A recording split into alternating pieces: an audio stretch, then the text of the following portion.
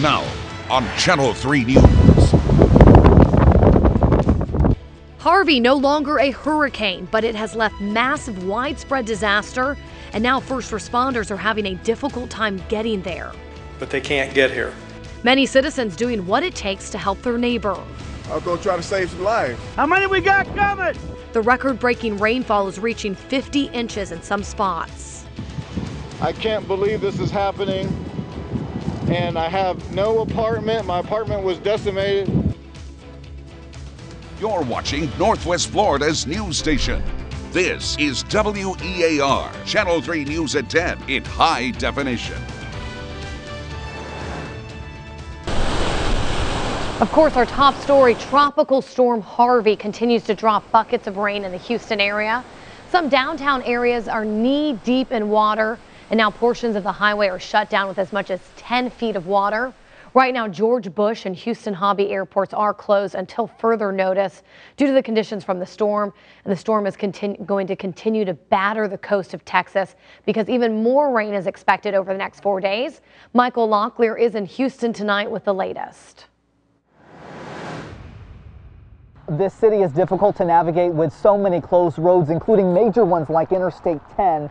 In the distance there, you can see the flood gauge has become uncovered, but still can't tell how many feet we have here.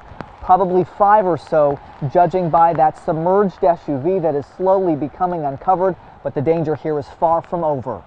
This is 10 right here. They came to see this is usually back to back with traffic. A busy freeway turned waterway. That's someone's poor car right there. Even a police officer snapping a photo of Interstate 10 on the west side of Houston. All traffic forced off about a mile from 610. In the past, it's been it felt like a lot of hype by the news people and the weather guys. No hype this time. It's just very real. Emergency officials say the conditions have slowed more help. Still, they're moving in. We saw dozens, perhaps 100 military vehicles heading toward Houston. Thousands of people rescued so far. Yeah, and it was like, help, help. Abandoned cars scattered citywide, and the water rising in homes tonight. Houston 911 overwhelmed with 56,000 calls by early Sunday afternoon. Go that way and then right through. Amid the chaos, right through these 3 posts. Moments of calm. Canoeing down Woodway Drive. As people make the best of the bad. There you go, just to get a picture, a memorable photo. The Houston police chief tonight says officers are running on fumes and their hearts ache as every hour brings more assets and also more rain. In Houston, I'm Michael Locklear reporting.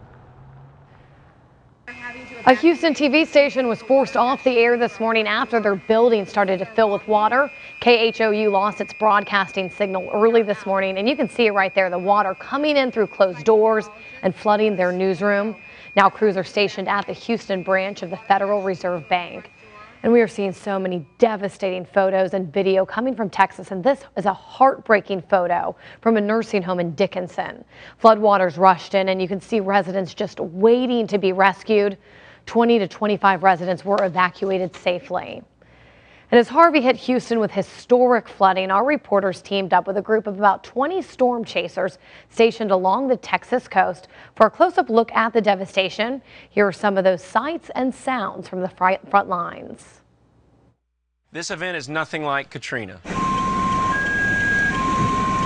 This is a storm that the United States has not seen yet. It's extremely dangerous and life-threatening. Flooding is in progress. The white truck and the backyard. How many families are back there?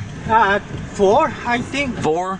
Yeah, maybe 10 children. There was a girl that lived on the 2nd floor and the water's already coming through her bathroom. We are on Interstate 45 driving north in the southbound lane. It's flooded. Everything's flooded over there. Sudden puddles of water just coming out of nowhere, and then all of a sudden cars underwater. This disaster is going to be a landmark event. We're setting up and gearing up for the next couple years. Just pray. That's all I ask. Just pray for my babies.